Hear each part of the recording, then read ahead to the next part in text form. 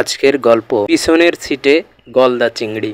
একদিন কুষ্টিয়া শহরের রাস্তা দিয়ে হাঁটছি, হঠাৎ চোখে পড়ল এক ভাই বাইকের সিটে বসিয়ে গলদা চিংড়ি নিয়ে যাচ্ছে।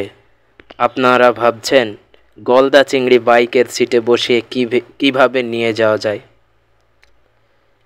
থাক ভাই, মাথা চলকাতে হবে না, আমি বলে দিচ্ছি। আসলে বাইকের পিছনে সিটে বসিয়ে ওই লোক তার বউকে নিয়ে যাচ্ছে, যে নাদুস নুদুস চেহারা আর শরীর ঢেকেছে মশারির মতো পোশাক দিয়ে। তাই আমি গলদা চিংড়ি এর থেকে ভালো নাম দিতে পারলাম না।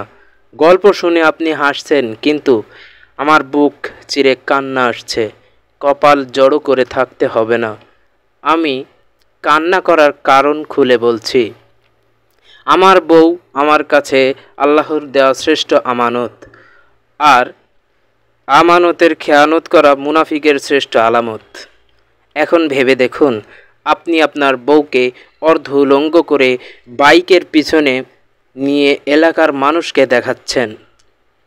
আল্লাহ তাআলা পবিত্র কোরআনে ইরশাদ করেছেন, তোমরা পুরুষেরা স্ত্রীদের জন্য পোশাক স্বরূপ, স্ত্রীরা পুরুষের জন্য পোশাক স্বরূপ। সূরা বাকারা 2 নম্বর সূরা 187 নম্বর আয়াত। সমস্যা নেই, আপনি আপনার নাম মুনাফিকের খাতায় তুলে রেখে সব কিছু করতে পারেন, এমনকি বউকে দিয়ে টাকা ইনকাম করতেও পারেন। কিন্তু ইন্টারনেটে সার্চ করে মুনাফিকের কী শাস্তি হবে, এটা একটু কষ্ট করে দেখে নেবেন প্লিজ। আমি এর থেকে বেশি কিছু বলতে পারলাম না। আপনার বউকে দেখে মানুষের চোখ শান্ত করবে। আপনার বউকে কল্পনা করে রাতে অনেকের কামভাব সৃষ্টি হবে।